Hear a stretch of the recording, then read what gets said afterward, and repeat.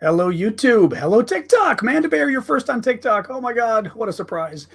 Hey, everybody. John Arbuckle is here. Oh, and we got the dogs fighting already. Okay. All right, call it a truce. Call it a truce. We've got Russia and Ukraine here. All right, let it go. And Ukraine is my dog. We'll leave it at that. So, all right, Sasha, you can kill her. I know. Let it go. Let it go.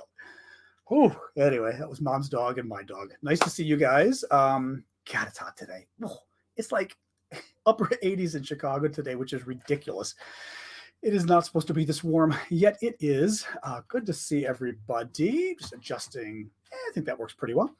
As always, I've got you TikTokers up there. I've got YouTube, Facebook, Twitter down here. And I think we've got it set up so Facebookers can actually send us messages today, which has not been happening before. Hello, Ireland.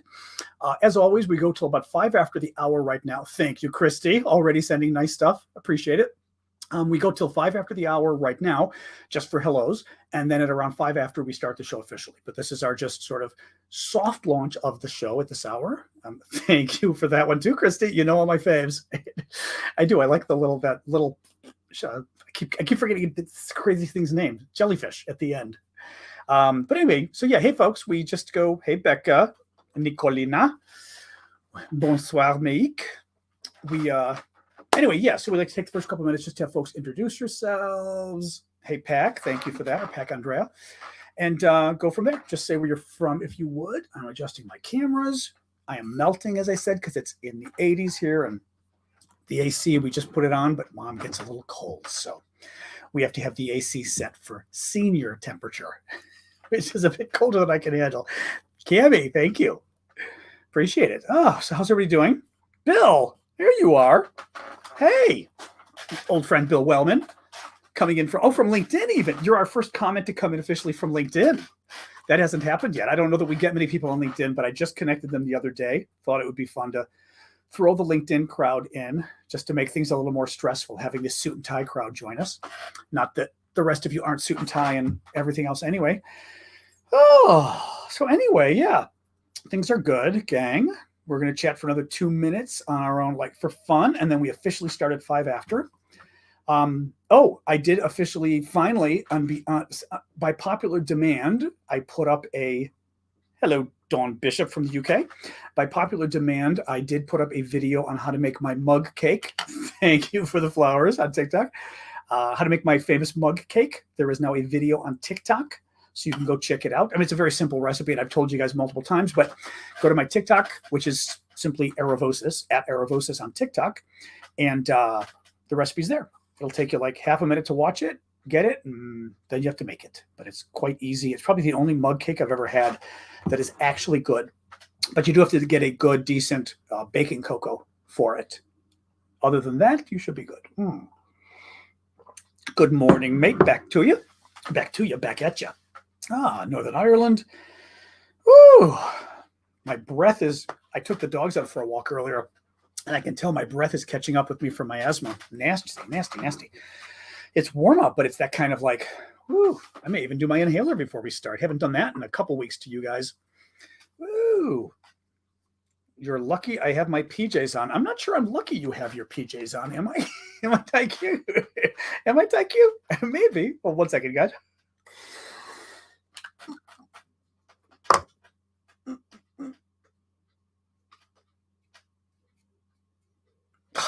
We go about 10 there. A public hearing on UFOs. That'd be kind of cool. Public hearing about UFOs would be hot. Yes, the New York Times has had some really good stories about the UFO stuff that's been kind of creepy. They've their stories go back a couple of years now, but they sort of got the military files and found a number of military folks who basically say they've seen very strange things that can't be described, which is very interesting. Oh, anyway, thank you for that too on TikTok. I just saw that. Well, I'll start explaining how we do this since it is 5 after. So I am John Arvosis. I am in Chicago at the moment until next Sunday, and then back to Washington, D.C. And the way we do this is I start for about 20 minutes. There's not a ton of news today. It's good news, though, again. Mostly good news, some bad stuff. You've always got to talk about the Russians a little bit. But I've got good news today on this stuff. I'll talk about 20 minutes about the news. I will explain why I think these stories matter. Excuse me. And then we will jump right into the question and answer where you guys ask anything you want about DC. I'm looking at Christopher talk about the DC cherry blossoms, and I'm saying about DC. I don't want you asking about DC, but I would like you asking about Ukraine and Russia. And we do that until around quarter after the next hour. So it gives us a good 45 minutes for questions.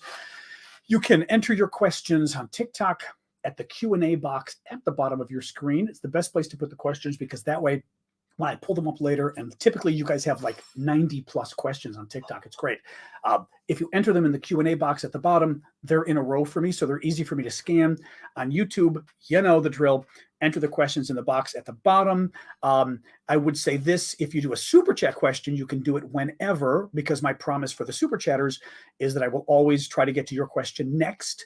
But if it's a regular question, so to speak, I do those in the Q&A at the end. So I would say hold off on the non-super chat questions on YouTube. Hold off until we get into the Q&A, because that otherwise I'm just going to lose the question if you post it now. But of course, super chat. And Audrey me salue en français encore. Je suis ici pour la leçon de français. J'ai pas besoin d'une leçon de français quand même. Mais pour pratiquer un peu, ça j'aime bien. Des leçons, j'ai pas trop besoin, je crois, mais quand même. Bienvenue encore. All right, guys. So let's get rolling. The top stories, really great news again. There is more evidence, several reports today that the Ukrainians have pushed the Russians back from Kharkiv. Okay, Kharkiv, second largest city, 1.5 million people. In the north of that eastern area, the Russians are fighting in now. Sort of the very north is Kharkiv.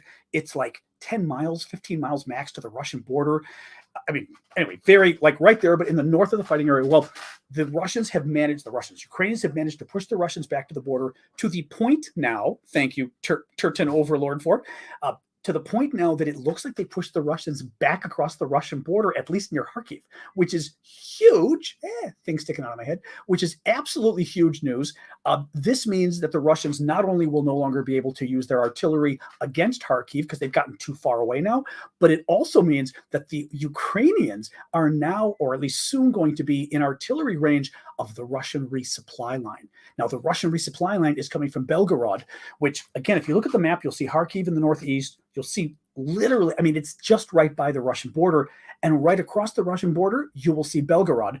Belgorod is the town where they blew up the oil depot, the ammunition depot. They blew up the trains going over the overpass. Ukrainians did a lot of blowing up across the border in Belgorod.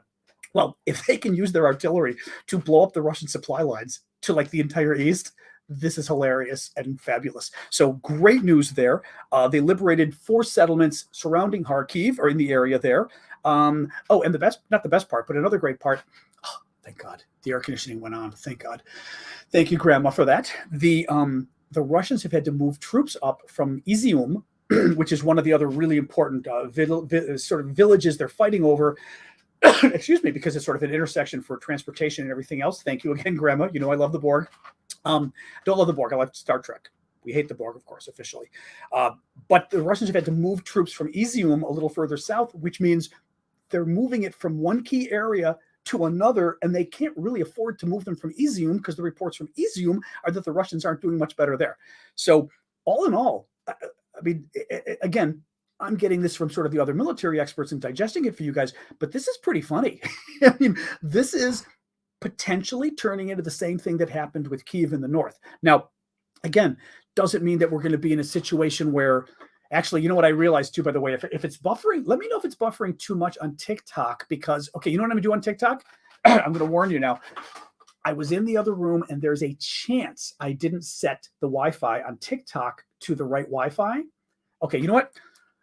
TikTok, I'm hanging up on you and coming right back. All right, sorry, YouTube. We are having technical difficulties. Let me, pull this down and make sure I'm on the right Wi-Fi. I was on the wrong Wi-Fi. I knew it. All right. There we go. All right, back to TikTok. Go live. Here we go. Video. We don't want that. That wasn't very good. Go live. Sorry, YouTube and Facebook and LinkedIn. We do have our technical difficulties. This is the sign of a master being able to deal with with disasters live. There we go. Now TikTok's coming back. Thank you guys. Sorry about that. Ooh, anyway, yes. So for you, before we were so rudely interrupted by me, TikTok down. Exactly. TikTok down. So you TikTokers, you can explain it. I'm gonna explain once, and then feel free to repeat it in the comments a few times, since people are gonna keep saying, "What happened?" I did, in fact, have you on the wrong internet. I had you on the kitchen internet and not the family room internet. So now you are back.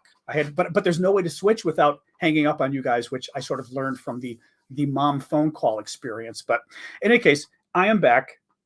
Well, TikTok's back too. All right, guys. So in any case, yes. So big news on that front. Fabulous. Russians in trouble. Doesn't mean they're going to lose the entire. I mean, does mean they're probably going to lose the war. Doesn't mean Ukraine can necessarily kick them out of the entire country, but it's great news. Absolutely great news. Let's move on to the next issue.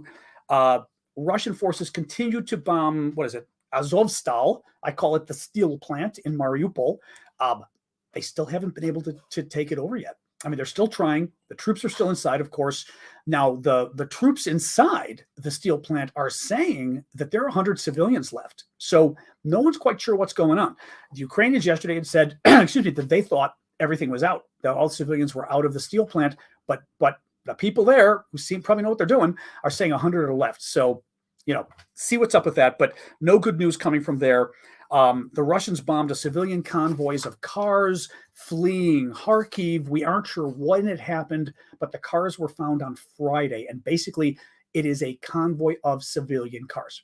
And it was just people trying to flee, and the Russians bombed them, destroyed them all. The video on CNN was just horrific. I mean, these cars are just blown apart. Children's toys spread everywhere. It just classic attack on civilians that the Russians do. In addition, hold on, I'm going to do my second thing of my asthma thing. See, you're getting real cinema verite here today, guys. the real scene. And next you're going to see me collapse. No, I've never had an asthma attack itself.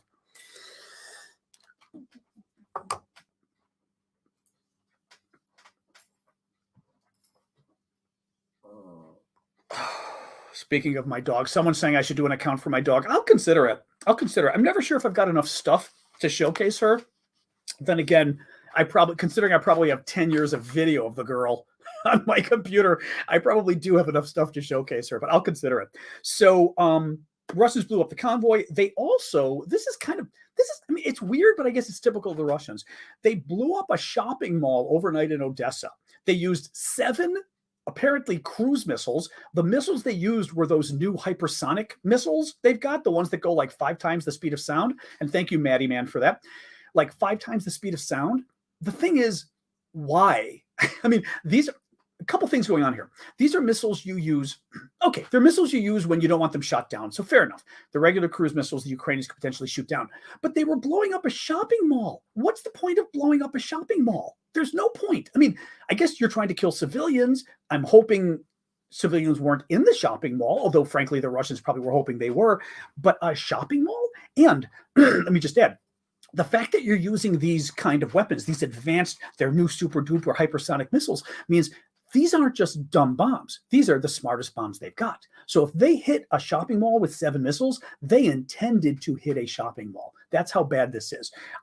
They also, and this is kind of funny, they blew up 2 hotels, and one of the hotels was owned by a Ukrainian businessman who's pro-Russian. Oops. This is kind of annoying. France. France just couldn't let Germany be the most annoying member of NATO. So France is just, Macron is sticking his little nose in there again. So Macron and China, what a wonderful combo, have both agreed that we need a ceasefire in Ukraine. So listen to this. I just copied a bit of the article. Chinese leader Xi Jinping agreed on the urgency of a ceasefire in Ukraine during a call with his French counterpart Emmanuel Macron, the Élysée Palace said today. Well, here's the thing, and here's why it's not such a good idea to have a ceasefire. Actually, it's pretty easy for you to figure out. If one guy's winning and the other guy's losing, who do you think benefits if you have a ceasefire? If one guy's running out of tanks and men, and you say, let's stop fighting for a few weeks so you can bring in more tanks and more men, and your men that are exhausted can rest, which side do you think benefits from a ceasefire? What you would be correct. That hat always cracks me up. Thank you, Poppy. You would be correct. It benefits the Russians. The Ukrainians have the Russians on the ropes. Maybe not on the ropes, but the Ukrainians are winning. They've got the momentum, as we're seeing in Kharkiv. I mean, mind you, in Kyiv, they had the momentum, but now what we see in Kharkiv as well, the Ukrainians have the momentum, and the French, I mean, I get why the Chinese want to help. The other guys, but the French, this is Macron, and Macron made another statement in the last day or so. Although, frankly, Biden is kind of getting there a little bit too. But Macron made a statement in the last day or two about how we can't humiliate Putin, and we've got to make sure that we have a way out for him or something. He can't humiliate. It was the word. We can't humiliate him. And I will say this though, President Biden, who I like. But again, on this stuff, I'm willing to kind of, hold Biden accountable. Biden's starting to make those noises again, according to the press. He's telling his staff that, we've got to find a way for Putin to have a way out of this. And okay, geostrategically, geopolitically, I get that. I get that the goal, just like as a lawyer, okay, negotiations, things like this, you want to find a way to sort of wrap things up in the end. And maybe totally humiliating Putin. I'm not really sure, though, that totally humiliating Putin isn't the way out of this, right? If we're dealing with a newly dictatorial Russia, a newly Soviet Russia, a Russia who thinks they can go and invade their neighbors, not even invade their neighbors, who think that, as they've said for 2 months, maybe nuclear weapons are a good idea, right? Maybe we should use them on our neighbors. Maybe somebody like that needs to be humiliated, not just humiliated, maybe they need to be beaten back into the Stone Age, at least militarily, so that they're not able to cause a threat further on. I mean, I think of World War II. I think of, frankly, the Soviets, and when we dealt with the Soviets, and that's an issue that I'm pretty familiar with. I was around for several decades of the Soviets, paying attention to what they were doing. And I don't recall a lot of discussion at the time of, let's not humiliate the Soviets, right? Afghanistan, let's win in Afghanistan, but let's not even win. Let's give some weapons to the Taliban, but we don't want to humiliate the Soviets. We never said that. But this is the thinking here. Now, it's certainly the Macron thinking, but Biden got that side to him, and I'm not saying it's a bad side, but he's got this side where, back to the beginning of the war, right? We not only do we want to get into a battle ourselves with Russia, but we don't want to push Russia too far. There's this pushing Russia too far thing, and I'd like to push Russia too far, because I think they're bluffing. In any case, I had to bring that up, but, Macron's causing trouble again. Belarus is moving troops to the Ukrainian border. This is a little strange. Belarus, as you probably know, run by a dictator, Lukashenko. He, at least, his country is good people, but the dictator, not so good. He's good friends with Putin. He's the one that kind of allied with Putin in this war. He's kind of a co-conspirator. He allowed Russian troops to come through Belarus in the north. So north of Ukraine. There you go, Poppy. North of Ukraine, you've got Russia and you've got Belarus. And he allowed Russian troops to come through Belarus and then down into Ukraine, right? Well, now Lukashenko is moving some of the Belarusian troops to the Ukrainian border. I don't think in a million years he's planning to attack at this point, because he's seeing how bad the Russians are doing, that I doubt he wants to be a part of this. And he even said last week that this was kind of a disaster, that this wasn't really a good idea, what's going on with the war, right? All I can guess is he's doing this for Putin. I mean, somebody on CNN gave a totally other analysis. I forgot even what it was, but I was watching this woman going, I don't think so. I think he's doing this for Putin. He's doing the same thing they're doing in Transnistria. Remember, we said in Transnistria, they were the Russians causing all sorts of trouble, forcing the Ukrainians to move some troops over there, just in case Russia was going to invade with the Transnistrian troops, right? Same thing, I think, with Belarus. They're forcing the Ukrainians to move some troops up there, just in case Belarus decides to invade. Even though they can probably beat the Belarusians, well, I'm sure they can. They were able to beat the Russians. It makes them waste some troops putting them over there, in the same way that the Russians, the Ukrainians doing well in Kharkiv in the northeast, is now forcing the Russians to move troops up there, right? So that's what I think is going on. I wouldn't be terribly worried about it, but the Ukrainians have no choice but to play it safe. I see sunflowers popping up on YouTube. I'm assuming we had somebody evil pop in, but who knows? Oh, this is, wait, I want to make sure I didn't fix it. Okay, this is funny. So, you know about the May 9th celebration, right? The day that Russia pretends that it won World War II. Excuse me. This is my allergies again. Russia pretends that it's the Soviet Union and it single-handedly won World War II, and the Allies had none of the Allies had no role, but none of the other I've got to Google this. I think it's 14 countries. Wasn't the Soviet Union made up of 15 republics? I believe it was. Thank you for that on TikTok. Excuse me. Russia pretends that not only were none of us even fighting World War II, but that the other republics didn't fight World War II, and it was really Russia. Actually, and I learned this yesterday, the Ukrainians sent 25% of the Soviet troops were Ukrainian in World War II. How's that for a figure? So let me show you this. So the Russians are doing their big thing on TV. And oh, this was fabulous. This was posted by New Voices of Ukraine. So the Russians are doing their big thing on Russia One, right? That big TV network that loves to talk about nuclear war at night. The one that wanted to bomb, Ireland and England and Finland and whatever. Well, they're doing their special, and they're showing in the background famous couples from the war and men coming home to their loved ones. And they show. Hold on, I'm trying to zoom in enough so you. Now, okay, here's the thing. Anybody who knows the story, I don't want you weighing in. People who are not familiar with the story I'm about to tell you, I want you to guess who this famous couple is that the Russians thought were World War II lovers, right? Oh, and mind you, Russian World War II lovers, they thought they are, okay? Oh, come on. You see, you're already cheating. Okay, here we go. So the one with the woman in the white dress and everything, that's the Russian TV station with the big blow up behind them. The real picture is the black and white on the other side. I kid you freaking not. I kid you not. I'm getting closer just so you can see the TV. Oh, sorry, the TV station on YouTube. On YouTube, there you go. That's the TV station. You see them. And then, like I said, on TikTok. Yes, that would be Bonnie and Clyde. Somebody guessed it. Bonnie and Clyde. Bonnie and Clyde, for any of you young kids, Bonnie and Clyde were famous bank robbers from, I want to say, the 1930s, I think. And, sort of a whole mythos about them, because they were so famous and this kind of thing. But they weren't Russians and they weren't lovers in World War II. But that, to me, it sort of sets the scene of just how screwy everything is with the Russian war effort. But Bonnie and Clyde, I don't think it was hacked. I think these idiots went online and grabbed it. Somebody said, oh, look at that look at those lovers. Good movie. Exactly. Love the movie. Artillery. Oh, this was good news. Actually, I've got a little video to show you this too. So it seems that Western artillery is already arriving and being used by the Ukrainians. Remember, I had told you last week that the U.S. was in the process. Some of the other NATO allies may have been as well. I think Germany may have been too. But the U.S., I shouldn't say the U.S., NATO or whomever, our countries were training the Ukrainians on how to use Western artillery.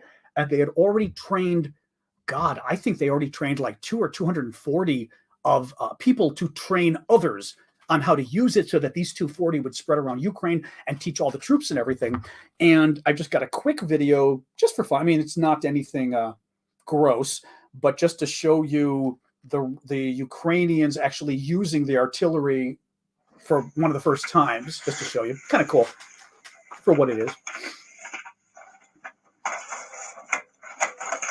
But this is apparently, it's the M777 for any of you military guys or gals who know this stuff. About to shoot it off momentarily.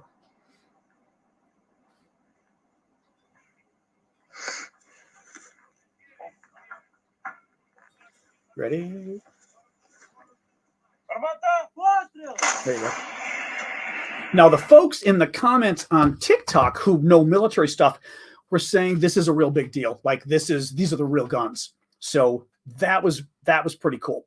Oh, this was a great story. These are like a bunch of little stories here, but Russian fighter jets. I don't think I told you guys this one yesterday. I think I put it up today. Crashed because the Ukrainians shot them down. Russian fighter jets. Oh, and I forgot to tell you guys, I always say when you see me looking back and forth, it's because I've got TikTok there on my phone and I've got YouTube, Facebook, LinkedIn here on my laptop, and I've got the comments sort of in a row. But this is why I'm going back. Hey, that's Syndicate. You're beating me to it. Oh, well, Syndicate's beating me to it because Syndicate gave me the story. So fair enough. Yes, or we're getting to that in a second, actually. But the Russian fighter jets that were crashed because the Ukrainians shot them down were found with GPS systems taped to their dashboards. So, or whatever you call the dashboard on a plane, because the instruments were so bad on the plane that they had to get their own like GPS system. I don't know, like, do you get like, what's it, Garmin or something? But they had to get their own GPS. I mean, it had to be something that works in the air, but their own, thank you for that, Grandma, their own GPS system that they actually taped to the dashboard just to show you these guys. Now, Syndicate was just saying on YouTube, and Syndicate's actually the one who gave me the story, that the Russian ripoff of YouTube, and I love this, it's called RuTube, R-U, which just sounds like a joke to me. It sounds like a RuTube. It just, anyway, it makes me laugh. RuTube was hacked by Anonymous, apparently, and they not only hacked it and brought it down, but Syndicate was telling me that 90% of the database was stolen and destroyed, which means, like, think about YouTube. YouTube has videos going back to the beginning of YouTube. Thank you for just a humble, I think your name is. Thank you on TikTok. YouTube has videos going back to the founding of YouTube. This service has videos going back to the founding of RuTube. Not anymore. 90% have been destroyed and disappeared, and they don't have any other backups, it seems, at least from what we know. So, you know, I'm not a big fan of hacking, but in times of war, attaboy. Speaking of atta, that was not an intentional segue, but it worked. So you may have heard of the folks who created Saint Javelin. I don't have the picture handy, but it's somebody drew a picture of a saint. Actually, she looks like the Virgin Mary, but like a saint. It looks like the Virgin Mary kind of holding a javelin. And the javelins are those shoulder-fired missiles that are the anti-tank missiles, right? Or any kind of anti-vehicle things with the really big circle in front, on the front. And the javelins, okay, see you, Bill. Good to see you. The javelins, what did I say with this? Oh, yeah. So Saint Javelin, they created this image of like Virgin Mary, but as a saint. I think they probably thought Virgin Mary might have been pushing it. A saint in all the kind of thing with the halo carrying the javelin, and she's Saint Javelin. And it wasn't meant to be sacrilegious. It was meant to sort of be that this really is the patron saint of the war because it's been killing so many of the Russian vehicles, etc. Well, the guy who, Chris, I think his name was Boris or something. I don't have his last name, but Chris, who created the Saint Javelin idea, he wrote a script as a joke. And somebody got a hold of it and actually did a video. I mean, very simple video, but using his script. And I'm going to show you this. And I'm just going to show, I'm not even going to tell you. Hold on. Get the volume ready to go. We'll do it this way. Oops, I said put up the volume all the way so you can hear. 1 second here. Oop. I think it's loud. Yeah, that's as loud as it's going to get. All right, let's. It's a Russian tank. Oh, Jesus. The Pacific Salmon. Hold on. Dropping Russian this, although tanks. frankly, all the better. I can hold this thing more easily. Sorry, here we go. He starts by saying it's a Russian tank. Hold on. This is a Russian tank. Like the Pacific Salmon, Russian tanks migrate long distances from the abyss of Russia to end their lives in Ukraine's beautiful fields. Driven by an evolutionary desire to end their life somewhere better, after reaching Ukraine, all species of Russian tank die. The 2022 run was a major event for predators, such as Ukrainian SOF teams, TB2 Bayraktars, and local farmers on tractors. Most tank species pop their turrets to celebrate the end of their life cycles.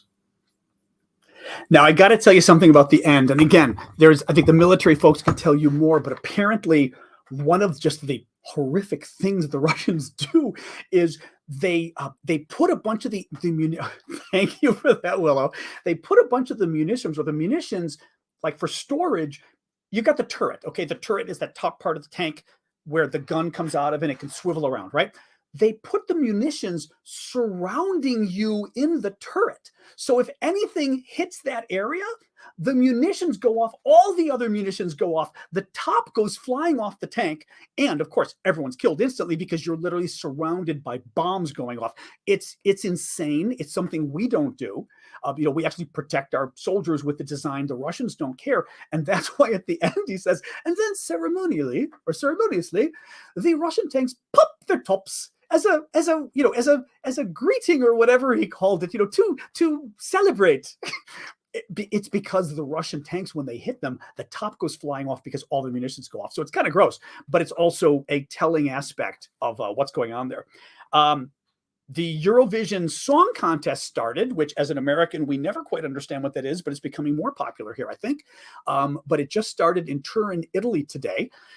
The Russians, 40 people are competing. The Russians are not one of them, which is great. The Russians are not competing.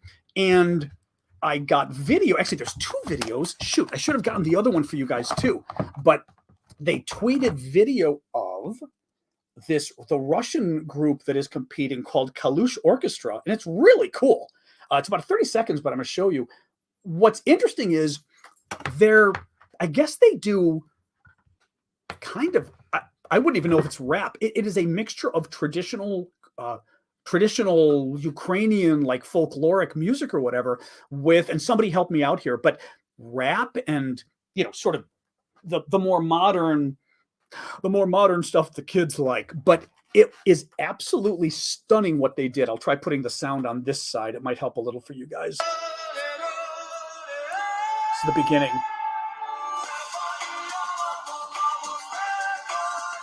Look at his outfit, the lead guy singing.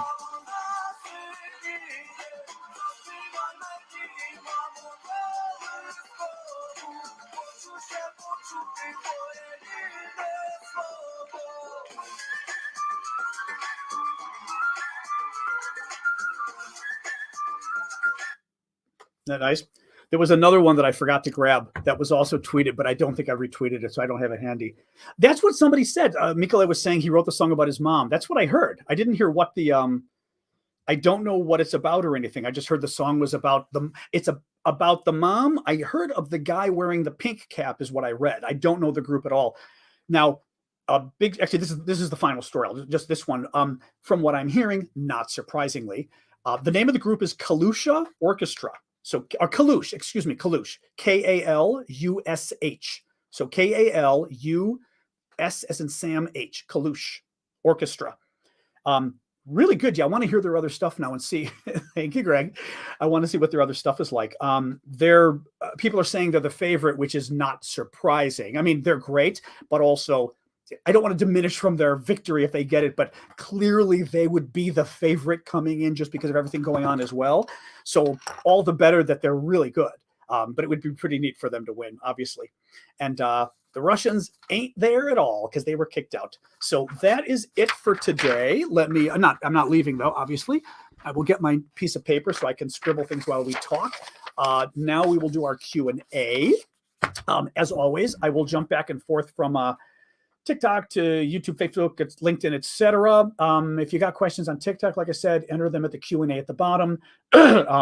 YouTube, feel free to enter them at the bottom here.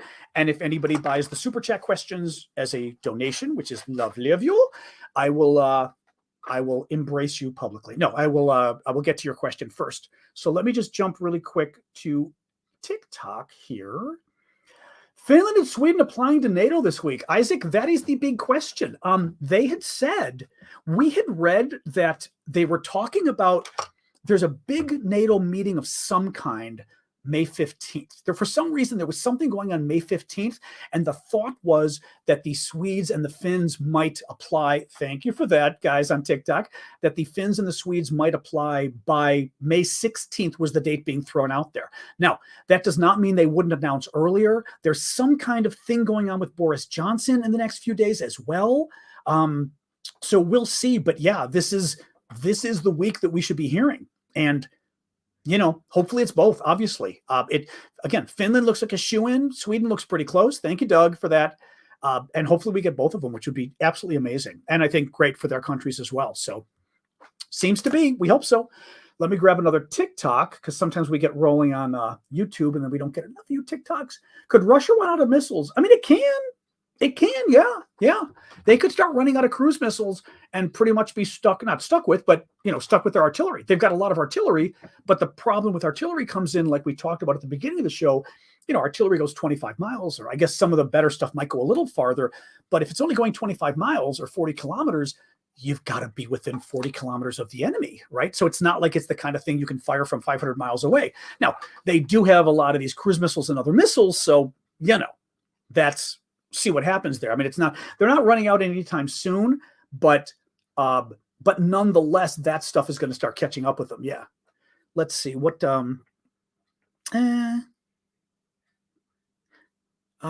I keep up and see the U.S. intelligence today? Not anything in particular. I don't know, Parita. Not sure. Yeah, that's interesting that somebody, Raggedy Android says, why is Macron echoing Austria on Ukraine's entry to the EU? Exactly. Austria made an obnoxious comment. Thank you, Grandma, for that. Made an obnoxious comment about how, actually, Austria's comment was downright World War II-ish. I mean, it was pretty disgusting. It wasn't just that, oh, it's going to be decades before Ukraine would ever enter the EU, be welcomed into the EU, but also they threw in this BS argument about how, it'll take that long for them to learn our culture and this kind of crap. And it was very, trying to be nice to the Austrians here, it was very weirdly racist, elitist, right. Those Ukrainians need to learn our culture. It was Jesus Christ. I think Austrians need to learn our culture. Not Austrians. I don't mean to knock you guys, but your government. Jesus Christ. Yeah, so that was a little weird. And I gotta say, I thought Germany made the same comment. I thought Germany made a similar comment there. But CK, Ariet art. I'm not sure what that is. Thank you. Now, as always, I warn you guys sometimes, because sometimes when I see these things, I never know if you meant to ask a question. If you did and you accidentally just pushed the button, feel free to just enter your question without paying again. And either I or the moderators will see it and let me know that it's there and I'll answer it. Same thing for Jordy, who incredibly generous, Jordy. Thank you. That's a super sticker. Thank you, Jordy. That was ridiculously generous of you. I appreciate that. Same for you, though. If you got a question, feel free just to throw it into the general comments. And the moderators are really good about seeing that stuff. So thank you for that. That was sweet of you. The Russian parade. Where you been, Jeff Morrison? What happened to the Russian parade? The Russian parade took place. Not much happened. I mean, just to summarize again, because it is true. All of you guys don't come to my show every day, and you may not catch up on stuff. So the Russians held their big World War II parade. Putin didn't say anything interesting. He didn't talk about nuclear weapons. He didn't threaten us with nukes. He didn't talk about his victories at all in Ukraine. He didn't claim victory for taking Mariupol, right? Karen, I got your question lined up there. He didn't claim credit for Mariupol, which was crazy. I mean, again, he didn't get all of Mariupol, but he's got all of it except that steel plant. Didn't even mention it. They didn't fly their the air show was canceled altogether. They were going to have all their fighter jets and their doomsday machine, their plane that Putin would use in case of nuclear war. And they were bragging they were going to have it, obviously, as a bit of a, we're having our nuclear warplane fly over in case we nuke you, right? That kind of it was a clear, once again, nuclear threat. None of that happened. They canceled the air show. And in 3 other cities, they canceled the air show because of weather. The weather was gorgeous that day. I mean, everyone was there. They said the weather's gorgeous. So something happened with Putin toning down the entire parade. And it's not entirely clear what. Thank you, Cami, for that. It's not entirely clear what it was. Now, let me just jump here because I see I've got a couple of you in a row. CK, that was just lovely of you. Thank you. Karen, COVID and combat readiness. I like how you even give a title to your question. I'm impressed. You're handling me. I like that. COVID and combat readiness. COVID did not go away with pre-war cases of 30,000 a day. A recent TikTok soldier described an illness as a factor in troop readiness. God knows it was a factor. Well, here's the thing. I guess with COVID, it's funny. I have not been paying as much attention to COVID because I've been doing this with you guys. The hope, obviously, with COVID is that at the worst, the troops get it and they're out a few days would be the hope, right? The problem is you're dealing with, 150,000, 200,000 men and women in the case of the Ukrainians.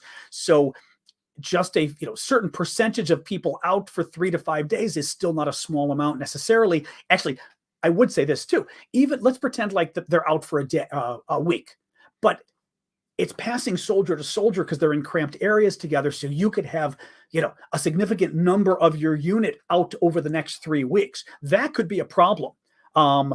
I don't know really any more about it than that because I haven't heard any. Let's put it this way. I have not seen anything in what I'm reading about people talking about COVID. Initially with the war, they talked about COVID. They talked about a bunch of the Russian troops getting sick, and actually the Belarusian troops getting sick, up along the border right when the war started. There was a lot of talk of that there was like huge illness flying around there. But that was the last time I actually heard about it. So I don't know what's going on. Now, I guess part of it will be to keep an eye on what happens in terms of in our countries with the resurgence and whether, if it becomes epidemic or close to epidemic again, and how sick people are getting. Now, you've got long COVID. That's its own problem, obviously. And again, even if long COVID is hitting 10% or 20%, you've got 200,000 men and women in your military. That could be 20,000 people or 40,000 people if it's 20%. So you ain't talking about a small numbers of people here necessarily. Yeah, it is. I saw somebody say it's time for boosters. It is. I skipped my booster for now. Was there another? Oh, here we go. Okay. CK Ariette. Oh, you did have one. Okay, great. Thank you. I know all here support Ukraine, but what is it like in parts of the USA? I see very little interest here where I am. It's very disappointing. Depends where you are, I guess. I mean, I'm in the Chicago suburbs, and here there's a lot of Ukrainian flags around, and it's very interesting. I've been very surprised just because, it's like, regular suburb. And on one street, there's little Ukrainian flags up and down the street. I took my dogs for a walk. Americans often have the American flag in front of their house. It's a thing we do. Europeans come and get a little scared when they see it, but it's a thing we do. And instead of the American flag in front of their house, they had a Ukrainian flag, which was really nice. And I've seen churches. Oh God, the church down the block has got Ukrainian, like a Ukrainian flag, thing tied around each tree. So, it's pretty prominent here. Marion was telling me in Colorado, she's seen a lot of it too, and like in her little suburb. So I don't know. I guess it depends where you are, but I've been kind of surprised. Washington, D.C., I don't see it as much, which is funny. But coming here to the Chicago area, I'm seeing a decent amount, which is interesting. Yeah, so I don't know. You're going to get some, but the problem is you're going to get some Fox News pushback. So there is that. There's always the risk that if you're in a really conservative area and people are getting their news from Tucker Carlson has been horrible on this stuff. Thank you, Grandma, for that. Tucker's been horrible. I'll just say, and again, we keep politics. I try to keep politics out of this left and right, but this isn't a left and right thing because Republicans have been great on this issue. Democrats have been great overall on both sides, but Tucker Carlson I don't know if he's been paid off by the Russians. I don't know what it is, but he has been in Russia's pocket for a couple of years now, but especially on this too. He just can't stop with the Ukraine's corrupt and why would we do this to poor Russia, So, but that's the risk. That's the risk is I do talk super fast, but I usually talk a little slower, but I literally wanted to make that chocolate video on how to make the mug cake, and I did it right before the show. So I just ate a huge thing of chocolate right before the show, and I'm flying right now. So I apologize. I talk fast, but I try to slow down a little because I know I have a foreign audience. But as I said, today I am high on chocolate. It is like out the window. So yeah, it depends where you are, but maybe some uber ultra conservative area is watching Tucker Carlson and going, I've been asked though. I have been asked by people who said, is Ukraine really corrupt? Like I've been asked that out here, even in the Chicago area. So some clearly people are seeing the news on Fox News, but they're not entirely believing it, but they're seeing it. So, it is risky. Meaning I think it is having an influence. Harvey, while I try to slow down. And the other danger is when I do my asthma thing, that also makes me just like, woo. So that and the chocolate combined, forget it. With me being just Chicago and Greek, the combo, that asthma inhaler and chocolate, woo. Thoughts on the CIA director's statement that Ukrainian fierce resistance to Russia is affecting China's calculations on Taiwan. If the war continues to go well, do you think we could see the backing down over disputes like this? I saw that too. What I didn't get a sense of is what exactly he meant, right? Like what was he getting at? Was he saying, I'm guessing if I were China, free advice, TikTok, I would be looking at this and saying, small people can cause a lot of hell with UAVs, right? With drones and things that the West gives them. Little small armies can cause a lot of trouble. First. Second of all, boy, the world, when it gets pissed off, can really help screw things up for superpowers. So that's a thing. And the unity of the world, I think, is probably a bit of a shock to everybody. We're all looking at this and going, wow, this is kind of amazing that the world was so unified in doing, the sanctions to date. So I think China or anybody else is looking at that. I don't think there's anything about this that would be giving China a message that going after Taiwan would be easier now than before the war. I think the message here is harder. The smaller guys are able to defend themselves better with drones and things, and the world's response can be pretty scary. Now Taiwan is unique because Taiwan is also waterlocked, so you'd have to have a situation where it's a whole other situation of whether China would sort of embargo them on all sides and how we'd get weapons in, or whether the U.S. Navy goes first and takes half of it, or frankly, if the U.S. Navy goes first and puts an embargo around the entire, protection embargo, who knows? But I think if anything, that would be my takeaway if I were China. But I read that quote and I was just kind of like, okay, what do you mean? Tell us more. But maybe that's the kind of thing they don't want to say publicly, that would be in one of the private sessions. Let me just look here. Yep, I've got Harvey and then Jordy's wonderfully generous gift. Thank you, Jordy. Okay, if I didn't miss anything, guys, I will jump back.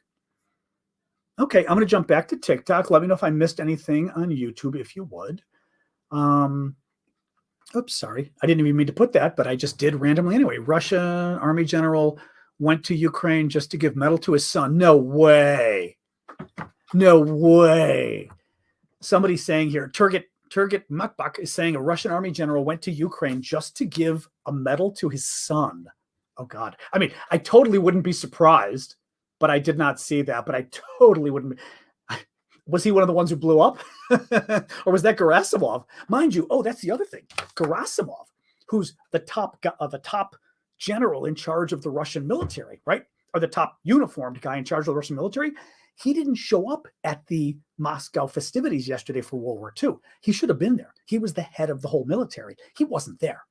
That was very strange. And remember, there were reports that he possibly was blown up when the Ukrainians blew up that big shindig, or the big hootenanny of all the top Russian officials, military officials that were meeting in Ukraine, and he was there earlier. There were reports, wasn't he injured? Then they were saying he wasn't injured. He was missing from the Mayday stuff. I actually got to meet once. I mean, meet, like, but his counterpart, not counterpart, but the guy who had the job before him back in the early 90s when I was working in the Senate. I'm forgetting his name. He was pretty famous at the time, the guy, and he came to meet a bunch of senators, and I got to be in the meeting, and I think we shook his hand or whatever. And I remember the boss sent me out, or maybe they wanted to have a closed session then without the staff. And I remember leaving and seeing the guy's hat was sitting on a chair. And so help me God, I wanted to steal his hat. Because I was like, first of all, he's a Soviet. At this point, they were probably Russian. They're probably Russian at this point. But the hat sitting there, and I'm like, oh my God, the hat of the chief of the Russian military. But then a part of me too said, and it's thievery and you'll go to jail. So, and cause an international incident. So perhaps we won't do it. So I never did. But boy, it was tempting. All right. Let me just see, were there any, actually, let me see here. Let me see. German news, Make L says, German news said that the Defense Committee of Finland's parliament recommended today to join NATO. Decision will be made in the next days. Nice. Now, I was getting the sense, I don't know, there's a couple of you, Nicolina, you're here. I think you're Swedish. I don't know. I don't mean to put you on the spot like, Nicolina, you're Swedish. Why don't you tell us what Sweden thinks? But are you getting any sense there of what's going on? Because some of what I was seeing in terms of Sweden and Finland joining NATO was, it seemed that there was this sense of sort of Finland going first, at least even saying that it was going to join, and that would perhaps influence Sweden. Now, I don't know whether that's happening behind the scenes, for starters, that Finland has already told Sweden, look, we're joining, would you like to do it together? So I don't know, again, to put you on the spot as our local Swedish expert, or any other Swedes that are on TikTok or YouTube, but that was the sense I was getting. Most want to join in Sweden, says Pinky Girl. Interesting. Anybody else? Don't know. On YouTube, I don't even know what that is. Anyway, I'll take a second here and see if any of the Swedes weigh in. Finland goes 100%. It sure seems that way now. And I mean, all the stories, all the stories that have been leaking about Finland make it pretty clear. And I've been saying all along that I wonder whether the Finnish, thank you, Jazz, that the Finnish stories that are leaking are meant to influence Sweden, is what I've been thinking. That they've been leaking the Finnish side, that yes, Finland's going to join, just so that maybe more pressure on Sweden, or maybe a more comfort zone for Sweden, that Sweden sees that this is happening with Finland, and it makes the Swedish decision maker say, well, you know, if Finland's going, you know, we've got somebody else with us. And frankly, if Finland's going and we're not, we're the lone power in the area that hasn't joined NATO. And it's kind of an invitation to Russia. Well, if you want to go after somebody on the board, go take Gotland, you know? Just looking here. Okay, I will jump on TikTok and find another question. If anybody weighs in on that other stuff, I'm happy to. No updates on Chernobyl. No updates on Chernobyl at this point. I haven't been hearing anything else. Russian economy seems to be hanging in there, but it seems that the sanctions initially would have been hitting the financial sector. Their own head of the central bank said initially it was hitting the financial sector, and only now it would start kicking in terms of producing goods nationwide. Because apparently, again, this is the head of the central bank in Russia, said that most of the goods produced in Russia involve some kind of a foreign component that had to be imported from abroad, and they're not getting it now. So, you know, good question. Oh, that's funny. Ashbrook 423 asks, can you kick countries out of NATO? My suspicion is perhaps Ashbrook is asking about Hungary. Hungary apparently said today, I heard, that there will be no more sanctions against Russia. It has had enough. No more sanctions. And people were not very thrilled. So I don't know what the status of that is, but it's something I saw before. I'm sure you can kick people out of NATO, of course. I don't know whether it's a majority vote or what it is, or a unanimous vote or what, but clearly you can. I'm sure you can kick people out. There's got to be a process. Yes. Yeah, I've been hearing this too. So Alyssa Hevron asks on YouTube, thoughts on anecdotal evidence that Russian troops are disobeying orders in Ukraine. There's been a lot of that anecdotal evidence, which has been interesting. I mean, I've seen a couple. Actually, I've seen several things in the last several days. I didn't really sort of bring it up for you guys because it was literally like one thing here and one thing there kind of stuff. But yeah, God, I saw something today even that was a translation of somebody saying that they're disobeying the troops like at the front in the east as well, or the troops are disobeying. Now, one thing, this was the story I told you guys before. I did see one discussion, for example, that was one guy, he was talking about disobeying, and he was saying, you know, look, we've lost so many people in our unit or whatever it is. And he was giving an example. He goes, you know, we went into one area and the Ukrainians literally surrounded us. He goes, they started shooting at us from all sides. We didn't know what to do. He said, the new guys just dropped their guns and ran. And he goes, nobody knew what to do. Nobody was telling us what to do. And another story I saw was literally some guy saying that he was ordered to do something. He goes, and I told him no. He said, I'm not going there. He goes, what, I'm going to go there and get killed? Are you crazy? Like, and the person he's talking to, this is one of the intercepted communications, said, you know, what did they punish you? He goes, no. Which is interesting because it also suggests if you're not being punished, it may suggest that that this is happening enough that they can't afford to shoot the people who aren't going, because then they'd be shooting half their men. But nothing beyond that, because obviously the only information we're getting is this anecdotal stuff. There's no way to know. There's just no way to know. Let me see what else here. Again, folks, if you got a question, put it at the bottom. I mean, I don't mind you repeating a question once to get it seen, but yeah, let's not, don't go putting them over and over and over and over. PB&J, I remember you. Belarus, yes, gathering troops on the Ukrainian border for so-called readiness. Yep, I talked about that earlier. I think that Belarus is doing it for Putin. That Putin's desperate. And Putin, it's not clear what Putin can do now. He's in trouble. And at least what he can do is he can try to water down the Ukrainian forces by forcing some of them to go elsewhere, away from the front. The front is in the east and south, right? Because you're going all along eastern Ukraine and then south all the way to almost Odessa, right? But, to north of Crimea. And if you want to weaken those guys, you send them somewhere else. Well, one of the places they got sent was near Transnistria, which is near Moldova. right? Because the Russians were playing all sorts of games, their little false flag operations, blowing things up. We think it was the Russians. And we think the idea was to scare the Ukrainians into thinking, well, maybe Russia's planning something near Transnistria, so we better put some troops there just to be safe, just in case. Now, I think the same thing's happening with Belarus, that Putin said, okay, look, I know you you kind of dissed the whole war yesterday, on last Thursday, but at least just move some of your troops. And frankly, Putin probably told him to move in, and he said, I'm not moving my troops in. This is a disaster. And he said, fine, move your troops to the border at least, because it'll scare the Ukrainians, and now the Ukrainians have to move a couple thousand troops up there, and it takes them away from fighting in the east. That's my guess. So that's my take on it. I don't think it's I think the Belarusians would be insane to go to war with Ukraine at this point. I think they'd be absolutely insane. Let me grab another TikTok. Time flew today. We got another good 15, 20 minutes. The shortage, that's an interesting question. You're worried about shortages in the U.S. I mean, not yet. I mean, we are seeing some shortages, but I don't know why. For example, there's been a lot of stories in the last day on baby food shortages. The thing that's weird is that I don't get why. And the stories I'm reading aren't saying why. No, they're saying the shortages were made worse by a recall of baby food and baby formula. I shouldn't say baby food. I think it's baby formula, right? But they haven't explained why, and I don't know. My guess is anything we're seeing in the U.S. right now is still related to COVID. We don't have enough workers.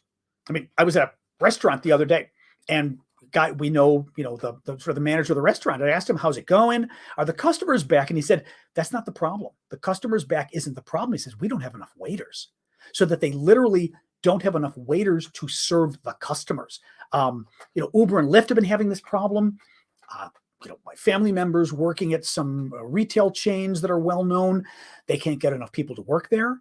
So, I mean, you've got a worker shortage, at least in America. I don't know if it's happening internationally.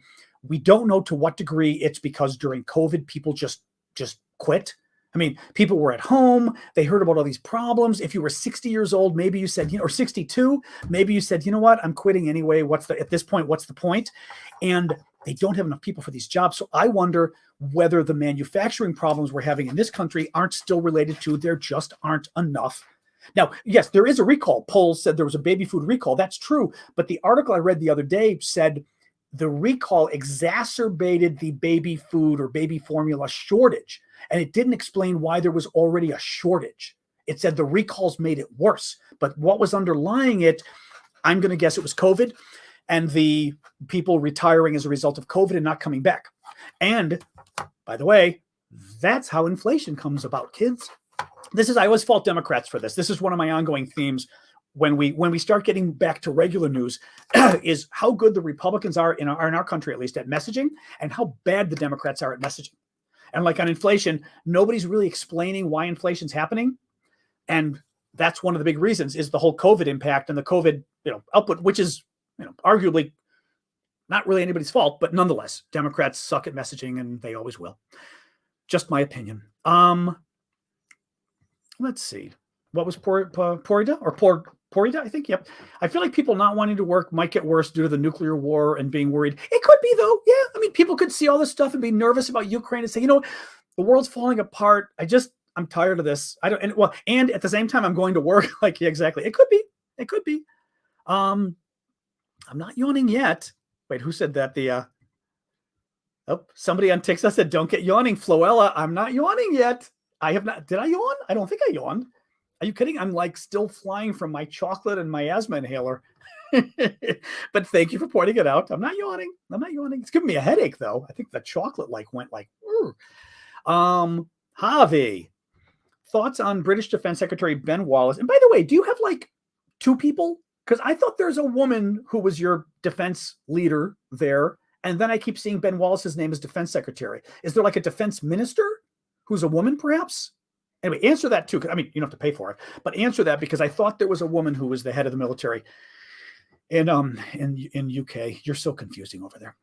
Thoughts on the British Defense Secretary Ben Wallace calling new Russian falsely manufactured generals. Calling new Russian falsely manufactured generals, adding that he earned his rank as a Scots Guard, unlike the well-connected Russians. Oh, I see. he's criticizing these sort of newly appointed Russian generals as being falsely manufactured, adding that he earned his rank as a Scots Guard, unlike the well-connected Russians. How much of a Russian failure in Ukraine is due to military nepotism? That's interesting. I mean, I don't know. Clearly, I don't know. That's interesting. I mean, I've not seen that talked about. What I've seen is, there's been a lot of talk about the fact that, well, let me put it this way, Fair Harvey. There's been a lot of talk about the fact that the generals getting killed, because we think now could be as many as 12 generals, Russian generals that have been killed in Ukraine, that the Ukrainian generals being killed. Okay, same thing as the defense minister. Okay, I thought there was a woman heading it up. Okay, thank you, whoever that was on TikTok. I appreciate that. She's the foreign minister? That's okay. That's what it is then. I'm sorry. Oop, pulled my mic off. That's what it is. I remember seeing somebody in maybe talking about Ukraine or something that was a woman, and I was impressed that, well, I shouldn't be impressed. You guys had a woman prime minister decades ago. We haven't even had a woman president yet, but nonetheless. But the thought I was seeing from the experts was that losing the general was actually a huge hit to Russia, that it was going to take them years to get this kind of experience back. So they were not saying that, in Russia, these generals are kind of a joke. They were saying quite the contrary. This was decades of experience getting wiped out, and 12 of them was going to be a huge setback to the Russian military. So no, you're still seeing a lot of discussion about the Ukrainian chutzpah, I'll call it, being way more than anybody anticipated, that the Ukrainians are simply that good. Oh, okay. My dog's hot today. My dog is laying down on the carpet, which is a surefire sign it's getting warm, because that's a summer move. But yeah, that it's the Ukrainians being way better than we thought, being way feistier and better morale, but also way smarter at the military stuff than we gave them credit for, and the Russian logistics being lousy, the Russian. Hello. I'm hearing noises from my dog. Relax, Sasha. I know. Relax. The Russian logistics being awful. The fact that the Russians, just the corruption, right? The fact that so much of the money that was going for the military appears to have been stolen. So, but anyway, yeah, I didn't see the general thing I've done. I mean, again, could very well be true, but I've not seen anybody talking about it. Nope. But thank you for that, as always. Let me grab another TikToker here. Yeah, don't discuss yawning. We don't talk about yawning. No. Let me scroll down on TikTok. Boy, it is getting warm. I'm gonna have to negotiate with my mom to make the house a little cooler. It went from comfortable earlier today to I need a fan. Latest on Putin's health. Nothing new on Putin's health. Could Russia start trouble in the Balkans? Yes, but it depends what you mean. What was it? I'm trying to think recently. There was something, Serbia, but Serbia's like their buddy. The thing is, Russia, didn't they send like a hit squad to Montenegro or something a while back? That's the kind of thing they could and would and will do. They can't afford to get involved militarily because, again, they're losing to Ukraine. But I don't know about that. But causing trouble, they would love to cause trouble because that's closer to our back door. So they'd love that, right? I mean, that's like the middle of NATO right there. So yeah, that's a guarantee as far as that goes. 10C there in Toronto. That's cooler than here. Here it's quite literally it's like 87 degrees Fahrenheit or 88, which I'm going to guess is upper 20s for you guys. It's a little warm by my counting. Let me see. I'm trying to find questions we haven't done before, but you never know. Nothing about Brittany Grenier. I finally got her name in my memory banks. No news. Her stuff, I thought it was May 10th that her case was coming up. I thought it was coming up now because they put the case off until, so there may be news today about that I didn't see, but I thought May 10th was the day I'm thinking about. The Eurovision finalists are already in. Help me here. Oh God, you Europeans with your damn flags. Michaela's testing me here. The Eurovision finalist came in. Okay, I'm going to try this. Switzerland, Ukraine, God only knows. I'm going to go somewhere in Scandinavia. Germany, Greece. I know that one. Oh, maybe Portugal. I don't know. God only knows. And France. I know France. Oh God, help me here. I can't do those flags. Oh God. All right. Mikola, I want you to write that out. I want you to write that. Oh, was it Denmark? See, I did know it was like something Scandinavian. Write it out for me, like who the countries are. We Americans aren't as good at those flag things. Netherlands. Oh, okay. I was going to say I knew it wasn't France. I'm like, it's the right colors, but it's not France. France is bleu, blanc, rouge. That's true. Right. That's rouge, blanc, bleu. Yeah, she's amazing. Dina Vanelli is saying, what about the female soldier in the steel plant singing, making a video saying she will shoot the knees of people that she's, of the people saying she's dead, that she's still fighting there. Yeah, I believe she's 21 years old. She's the woman. I'm going to see. I don't think I've got the video anymore of the sing, only because like I delete stuff as I go on because it's just too much in my phone. God, I don't think I've got her video anymore singing there in the basement. But this is that sort of haunting video of yeah, I don't have it. It's the haunting video in the basement of the steel plant in Mariupol, and the woman is like the woman fighter, and I mean, I'm telling you, she's 21 years old, I think. Beautiful singer, and I mean, obviously a soldier too, 21 years old. It was like, oh my God. Recently deleted. There's a chance here, but I don't think I've got her here. Let me just look again. There's a chance. There's a chance. Yeah, this was the flashlight thing I showed you guys. Remember? Oh, I got it. Let me pull it back up because it was so beautiful. I'm going to recover this. Yep, recover video. Yeah, oh, good. I do have this. All right, hang on a second. I've got to find this in my videos. Here we go. It's 2 minutes worth, but it's worth it. Великої години з пожеж війни і з полум'я вогнів з'єднав нас біль по втраті України, кормив нас гнів і здійснив ворогів. І ось ми йдем у бою життєвому, тверді міцні, незламні як граніт, бо плач не дав свободи ще нікому, а хто борець, той здобуває світ. Не хочемо ні слави, ні заплати, заплата нам, то розкіш боротьби, солодше нам у бою вмирати, ніж жити в путах, як німі раби. До волі нам руїни незгоди не сміє брат, на брата йти у бій, під синьо-жовтим прапором свободи з'єднаєм весь великий навіть світ, велику правду для усіх єдину, наш гордий клич народові несе. Вітчизні ти, будь вірний до загину, нам Україна вище понад все.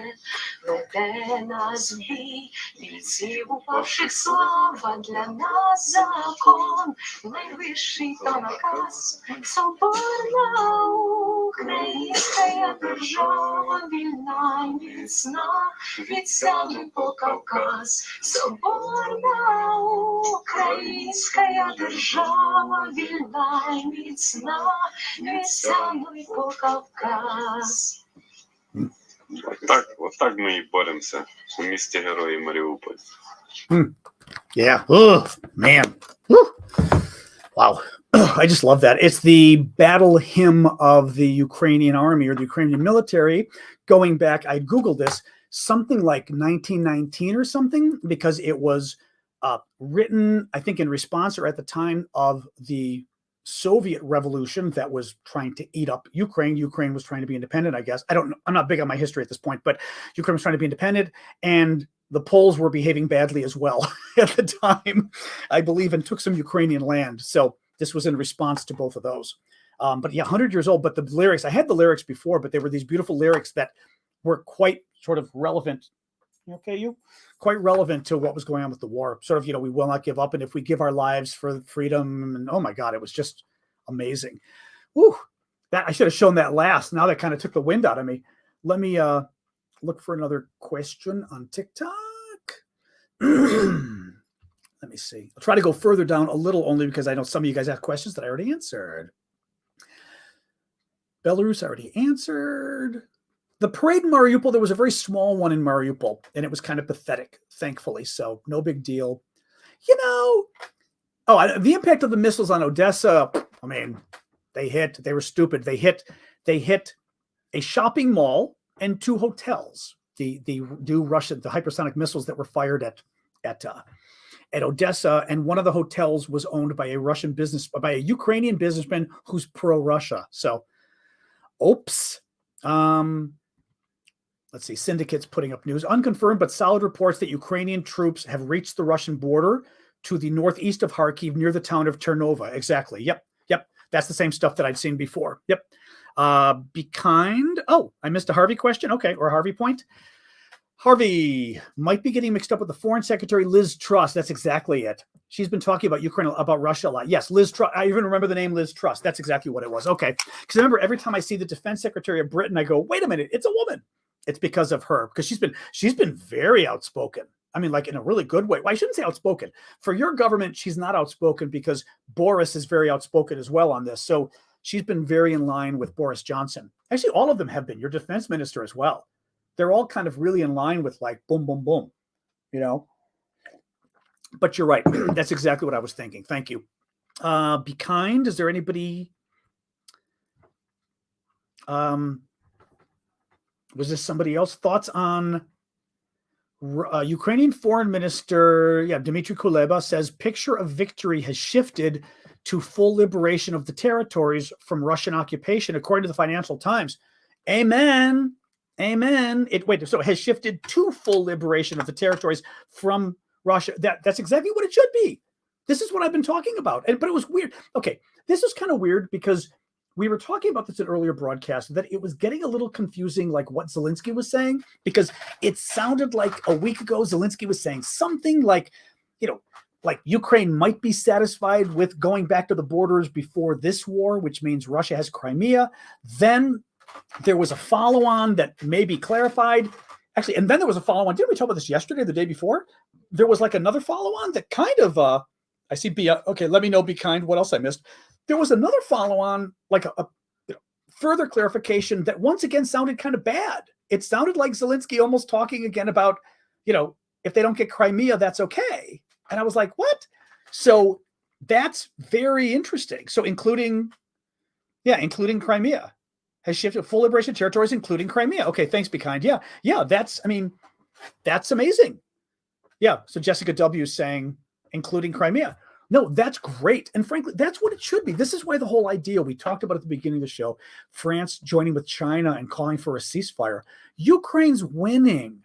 You don't call for it. It's like having a race and you're in a car race and you're ahead of the other guy and they say, hey, let's just stop right now and take a break. You're winning. And the other guy's getting tired and his car is falling apart. So let's stop so you can let him catch his wind and fix his car. And that's exactly what you do by stopping now. But that's very interesting. No, that's, first of all, public relations wise, that's exactly what the Ukrainians should be saying anyway. Thank you, Delta. Appreciate that. The Ukrainians should be saying anyway that we want everything back.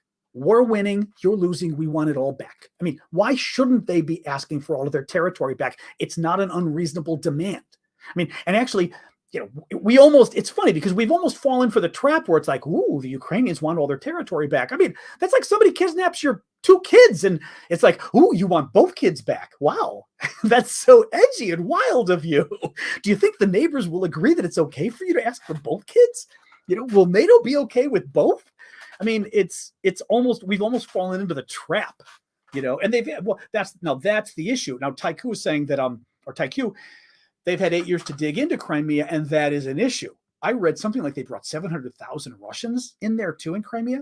That's what I always say is it comes down to the Ukrainians have to do the analysis of what will it take to liberate Crimea. Do they have the troops? Do they have the weapons, the money to keep going? How long will it take? How many of their troops will die doing this? How many of their weapons will they lose because they don't necessarily want to be, undefended in the future? Very, there's a lot to be determined there. But in principle, the Ukrainians should still be demanding. They should still be demanding that they get that. And Alyssa, I'm going to highlight yours. I'm going to try to get yours in a second because I think it is an interesting question. Christopher Costanzo, Japanese Prime Minister saying Japan cannot immediately stop importing oil from Russia, but will gradually move away from dependence on Russian energy. I kind of wish everyone just cut Russia off right away. I do too. I mean, I'm not unsympathetic to the argument from some of these countries that import. I mean, Hungary, he's a pain in the ass, but they do get like half of their oil from Russia. That's a lot.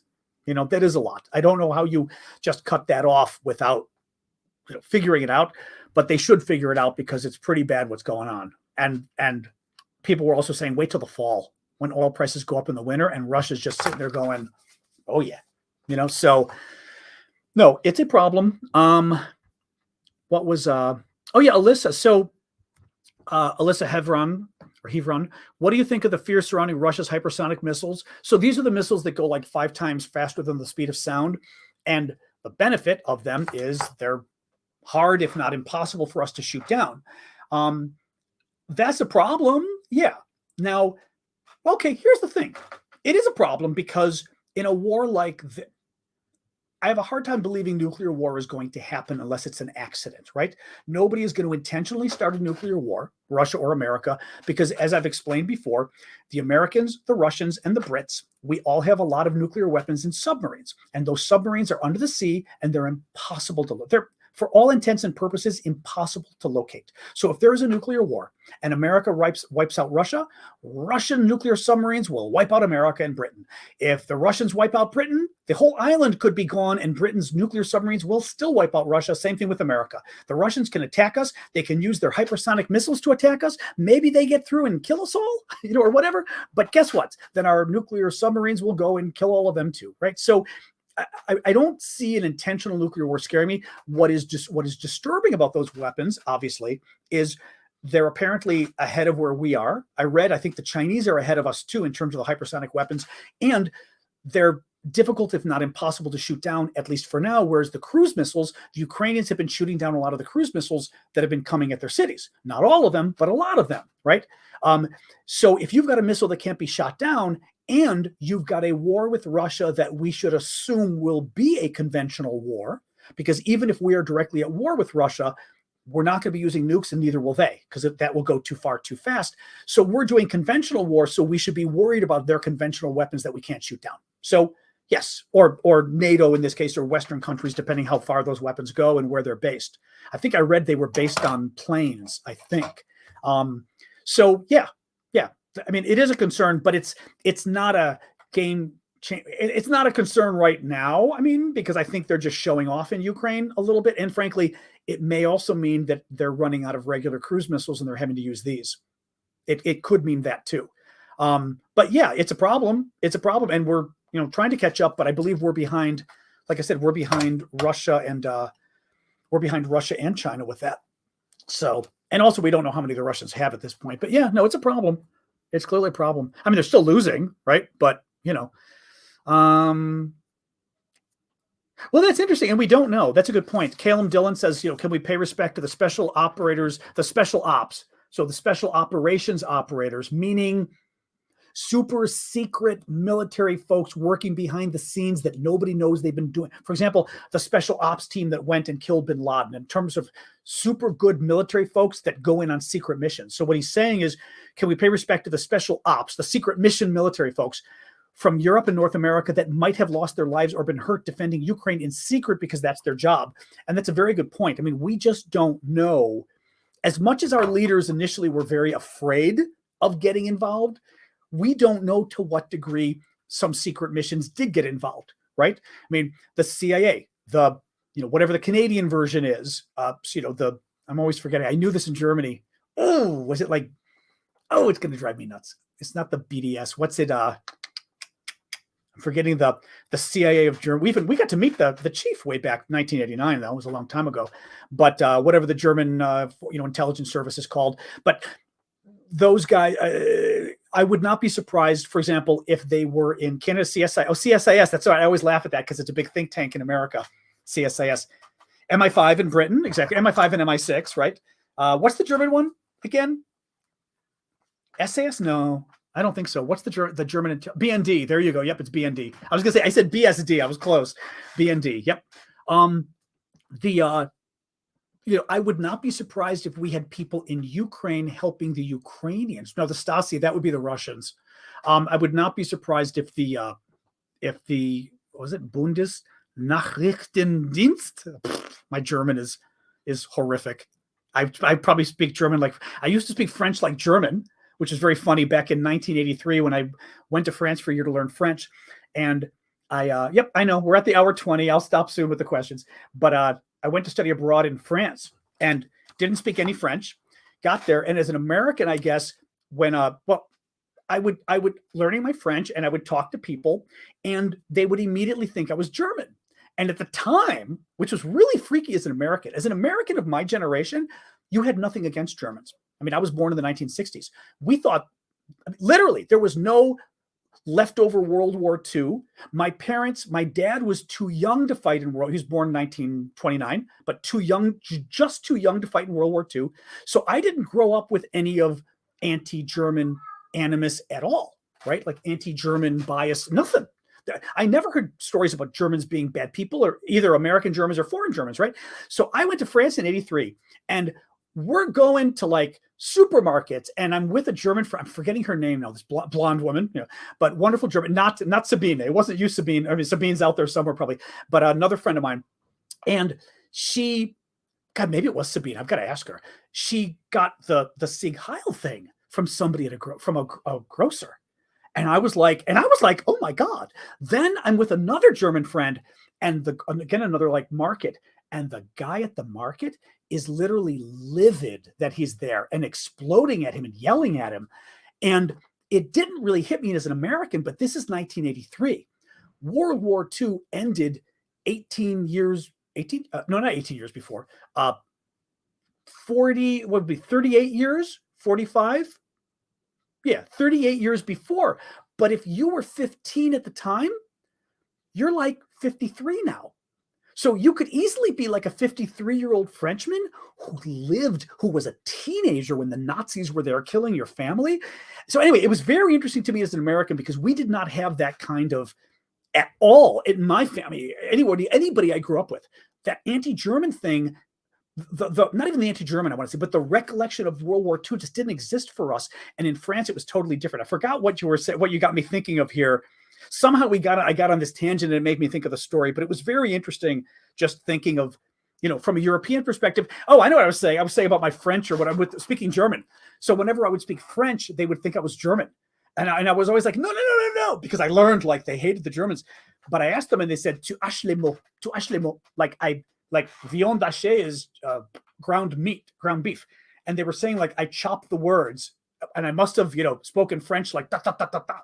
And they said, you sound like a German. So I doubled down my pronunciation, and now I don't sound like a German in French. But it was it was just interesting to me, because as an American, not having that same experience, it's fascinating to imagine, like for Europeans, how World War II was much closer. Well, I mean, obviously they lived it, but how that generation that suffered was a lot different than just an American soldier dying was horrific in your family, but living under occupation, that's a whole other story. Anyway, fascinating. You don't think German would, that's right, Mike. Well, we're moving over now to the merci bien, c'est gentil, albatros. We're shifting over now to the hanging out for 10 minutes side of the broadcast. We do this at the end. We just hang around at the end and then talk not politics. But Mike L, I'm gonna call you Mike. I think that's probably your name, Mike L. That's why Germany won't win Eurovision. You don't think there's still is that kind of sort of animus towards Germany still around in Europe today? Not because of modern politics, but because of World War II. T-Man, as far as my languages go, they're all getting rusty. I've studied many. My French is excellent. My Spanish is excellent. My Greek was fluent, not anymore, but I do speak Greek. My Italian was fluent, not anymore, but my Italian, when I'm not put on the spot, can be very good. Mike Centani put me on the spot on the broadcast, and it was horrible, but I've done lectures in Italian, so my Italian can be good. Beyond that, I studied Russian for a year. I studied Portuguese for a year. I don't think I've studied any other languages. I don't think so. And actually, I did study some Japanese before going to Japan, and I was pretty damn good. I mean, I was able to get it because Japan, like in 1992 or 3, whenever I went, nobody spoke English. Maybe they do now, but nobody would speak English. And we basically, for restaurants and taxis, I was the only one who could get us back to the hotel in a taxi. But it was fun because you could learn like basic Japanese. Anyway, it was fun. So, but yeah, so those are like the main languages are really the Spanish, French, Italian, Greek are the ones that I've got enough proficiency to have fun with.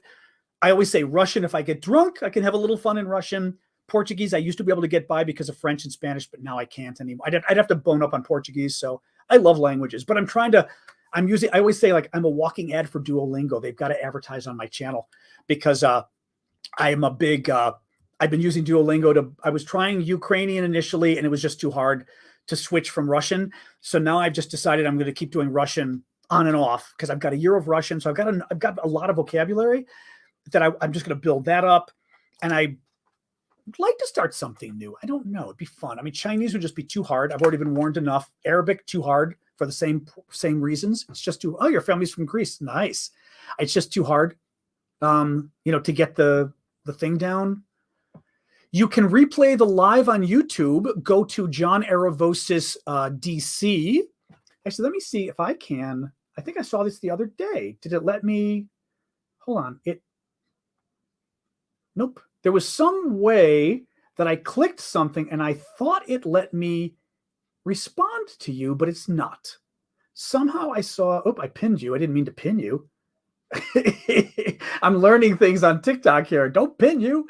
There was some way of responding, done answering the question. There was some way of responding that I could actually post an answer, and I don't know how it is. Any case, interact. Can I put? Nope. Is there no way for me to actually write an answer on comment? Comment. There we are. Okay, let me give you my name on YouTube for you guys. Much better. I didn't know I could do this. John Aravosis. Okay, that is my YouTube handle. I just put it in there. John Aravosis DC. Remember to spell my name correctly. John and then Aravosis DC. And that's my YouTube handle. So you can find these, which is nice because you can watch them other times a day. But yeah, so it saves the whole thing and it's on there, which is nice. I would say like half the people watch it afterwards, which is kind of nice. Yeah, we don't have it as strong. So Harvey was just talking about the German thing that I was talking about. It hits a lot closer to home in Europe, of course. We don't have it as strong in the UK because we were never occupied, but it's still there. Well, see, that's what I think is part of it. Like we were fighting the Germans, but we weren't occupied, and it's a whole other story. Yeah, searching Aravosis on Twitter. I mean, on Twitter. I'm there too, but on YouTube should do it. Exactly. Yeah. But yeah, it's a whole other story if you were occupied because then they killed your family. I mean, that's something you don't forget, Well, that's a whole other thing. Now, that's interesting. Nikolai, I have German background, but I don't really bring it up because being born second generation in Uruguay, people automatically assume I'm part of that political party. Well, see, that's the thing. I was going to say Argentina, Chile. I mean, yeah, that is the assumption. I mean, I spent a lot of time in Argentina and worked there. I don't want to say it's the assumption of Argentines. It was certainly my assumption. I met a lot of Germans that it was kind of like, oh, it's now. Well, you're right. The problem is the stigma stays, even though nobody would think poorly of you for it, the stigma stays with you because people would still think, oh, right, your ancestors, right? That's interesting and bad. Sorry about that. Hi, Jeff Stern. Ireland has no problems with Germans. We love them. There you go. I have to put up something happy German here. I mean, is it Riley? I'm going to guess. I mean, I've always been good at languages. Thank you. I saw that, flower lady. Thank you for that. My mom tried to get us to learn Greek as kids. She's from Greece, but we spoke English growing up. I mean, mom tried, but we're in America. My dad's Greek American. His Greek was good, but he spoke English with her. So it was impossible for mom to get us to really learn Greek. But we had to go to Greek school, which is a whole horrible thing that Greeks have to do. It was horrible anyway, but it still introduced me to another language. So by the time I got into high school and was learning Spanish, I already had Greek and I could pronounce Greek correctly. So I already had the concept of the R's and, ooh, and different sounds that don't really exist, that exist in English, but differently, well, the r certainly doesn't. We already knew that from Greece. So we already kind of had that. I don't know. And I'm just good at languages. I mean, I'm very good at English, but I mean that literally. Like, I'm a writer. I'm a good editor. I've always loved words. I find words fun and interesting. So that helped. But I've just always loved, but also I love international stuff. So that helped too. Greek school, I know. Tell me about it. I remember it too. But I've always loved international stuff too. Like, I love traveling. I love meeting people from other countries. Like, that's just exciting to me. And, I was telling, Syndicate and I were chatting earlier today, but I was saying, like, it was fun chatting with him from I won't say where he's from, Syndicate from one country. And then I'm on another app talking to Vlad in Ukraine. And it's just like, to me, and frankly, even doing this with you guys, the idea that we can all get together online from all these different countries at the same time, and then to have you all chat with each other blows my mind. I just find that, and I love that. And not just from a tech perspective, but I love anyway. So that you kind of have to have a love for it, but also it's hard to do here though. I mean, I studied Spanish here forever, but I did love it. French, I learned in France, much easier. Spanish or Italian, I picked up after learning French. And I just I really taught myself Italian, but it was easy after learning French. But also there's clearly a skill set you either do or don't have for learning language. That's obvious. And some people do and some don't. I don't want to say you don't, but maybe you don't, but at the same time, it's hard to do here though. You really have to go there because otherwise you're learning grammar. Russian. I had a horrific time with Russian though. Russian was just impossible for me. And because Russian is like Greek, which I understand is like German. There's a whole,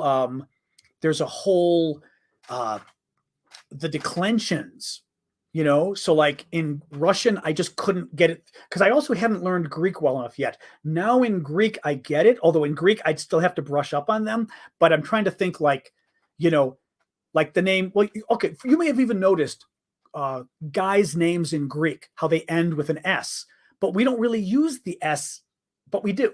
So like my name is Yanis in Greek, but no one calls me Yanis. My name is Yanni if you're talking to me. My name isn't Yanis. My name is Yanis if you're referring to me, right? So you would say, oh, Yanis told me today. But if you called me, you'd say, hey, Yanni, you drop the S, right? So and then even worse, like if your name is Yorgos, like Giorgio with an S is the Greek name for George, but we say Yorgos. Yorgos is the guy, or Yorgos went to the store. Yorgo, like I'm calling you, you drop the S. But if I say, I don't know, I forgot what were glasses in Greek. I used to know how to say glasses in Greek. I'm trying to find a word I know in Greek. It's been a while. What? Tocharti? I'm remembering. I'm forgetting my male female, but let's say it's tocharti. I don't know. To Yorgu, George's paper, or icharti to Yorgu. So now all of a sudden it's Georgiou, OU, meaning it belongs to him. I heard that in Russian and I was like, are you freaking killing me? Nouns, the way you spell a noun changes based on where it is in the sentence. It's a noun. Why is it changing? Nouns don't change. And anyway, that just really threw me for a loop in Russian. Very difficult. And Greece, I learned it by being 4 months in Greece. I studied Greece for years, but I had a little grammar book and I literally just studied on my own for 4 months, but I was fluent enough to have a big fight with my cousin. I was very proud of myself in Greek. And it's because for 4 months, I kept hearing people using the different, like I knew it was tu yorgu, sto yorgu, or whatever. You'd hear it and you'd go, oh, okay. Yeah, if it's ever possessive, I've got to say ooh at the end, or depending on the word. So unfortunately for you, I think, not unfortunately, you might have a much better time going abroad if you can go to France and try to study there. If you ever can, I mean, it depends how much of an adult you are now, whether you can still go. Sorry, Lori, I'm trying to find your thingy here. Oh, there is yours, Lori. This or that question. If you could take a tablet to speak all languages around the globe, or to communicate with animals, which would you choose? Oh, I talk to animals. Because I've already got it. My phone. Google's got a translate function that's pretty damn good, and it's going to get better. Google Translate's pretty amazing. It not only can you take pictures of things now and have it translate them, you can do simultaneous speaking, but you kind of have to train the other person you're talking to know to stop and let it translate.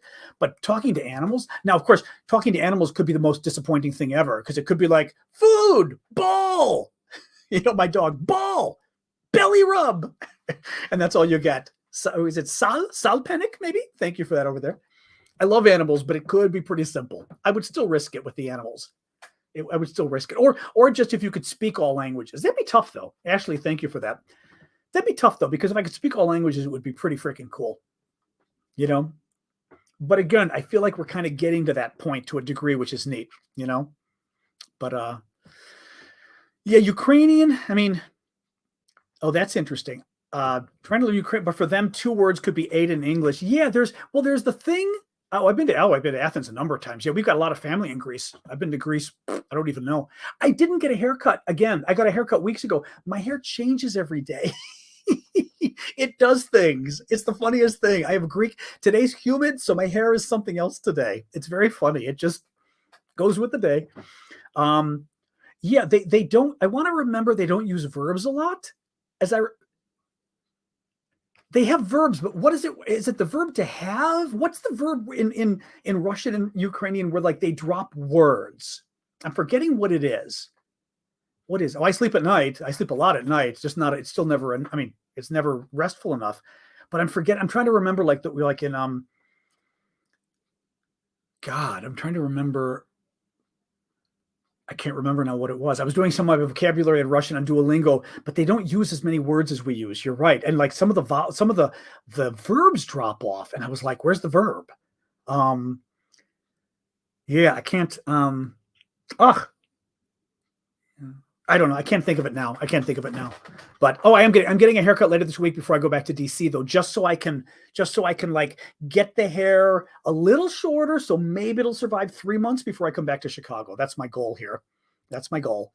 I know I need to train Sasha. I need to train Sasha to be like Coco the chimp or whatever it was. So she can like push buttons and say sweet water food.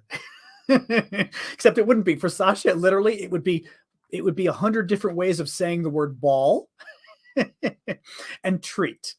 Every sentence would involve ball and treat, but she'd have hundreds. She's smart. She'd have hundreds of ways of saying it. It'd be like Eskimos. Ute bien? Yeah, but ute bien is yours, right? Isn't it? Ute bien? The fluent pet buttons, exactly. Coco was the gorilla. That's what I thought. Yeah. That's it. Yeah, like get Sasha to speak with sign language, but it would just be like by paw. That'd be funny. Oh, what else? I'm going to go soon though. God, I'm hotter than hell. I'm going to have to, unfortunately, the negotiation with mom is going to have to start soon because it's way too hot in here. Okay, good. I did answer. I was just checking the stars to make sure I didn't miss anything here. Ooh la la. So tomorrow we are going to do the same time, of course, during the week because I'm here in Chicago all week. So we'll keep doing 5 p.m. Central, 6 p.m. Eastern. And I got corrected again about GMT and UTC. So we're not even talking about GMT and UTC. Literally, no more. I don't trust any of you anymore. Every time you tell me definitively, I got it wrong again today, I think. Somebody came back to me and went, that's not what we use. So I'm going to give she's asleep. I don't want to bother her. I was going to give my dog a little TREAT, but it's cute actually because I throw one of my old T-shirts in her bed with her just to make it smell like me, makes her happier. But she's asleep there, and it's wrapped around her neck like she's some 1930s movie or 1920s movie starlet in the car with a scarf behind her. It's very cute. But I want to get Sasha those buttons. It would be the coolest thing. This whole conversation, like I said, it would be a lot of conversation about, knowing Sasha, it would be like a conversation about Ukraine and Russia from my dog, Belarus, I think Belarus is, we don't want to get into too much of the politics now, but the Belarus is just trying to make Ukraine move their troops there. They're doing it. I think they're doing it for Russia, putting their troops there. And then Ukraine has no choice but to move some troops over, and it takes them away from the battle, which is what Russia wants. U.S. Europeans were just trolling John on the GMT thing the whole time. That's exactly right, Harvey. Get your dog a mini birthday cake. That's sweet. Well, here's the thing. And the problem is, yes, YouTube will always tell you locally what time it is for you. I'm still in Chicago till next Sunday. Yep. And my TikTok, usually after the show, almost immediately right after, I set up the next day's show. So you can go to my TikTok profile and find it. You can, Thank God the AC went on. The air conditioning went on again. Thank God. You can go to my TikTok profile and it'll say live event, and you can click and it'll tell you what time and day for you. YouTube's the same thing. I set it up. You go to my YouTube homepage, you'll see the current show that's been taped, and then below it, you'll see the upcoming lives.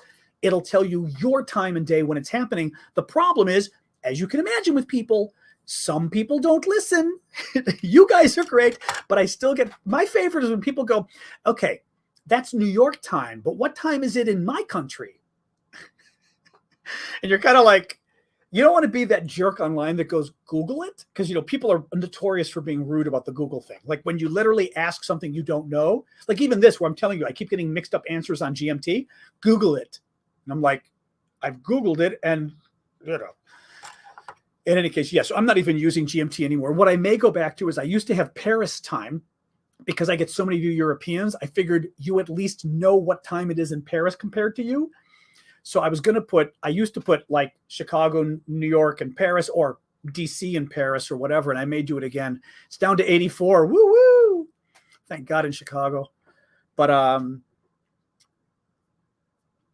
over the last 24 hours, Jesus Christ, PB&J is saying report. Where are you getting that from?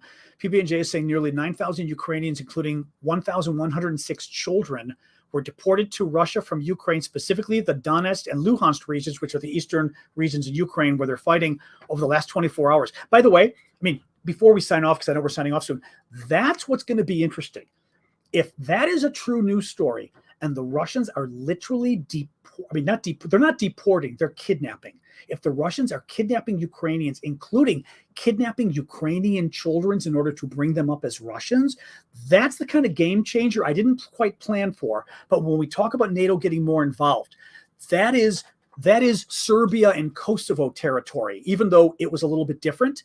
That's the kind of thing that becomes children, especially. You start telling people that they're kidnapping children and trying to bring them up as Russians, and you're going to get people willing to do a hell of a lot more than they were willing to do before. The more the Russians make this a genocide, the more, and you're seeing way better weapons going in, but I'm not sure what else we can do or what other weapons or whatever.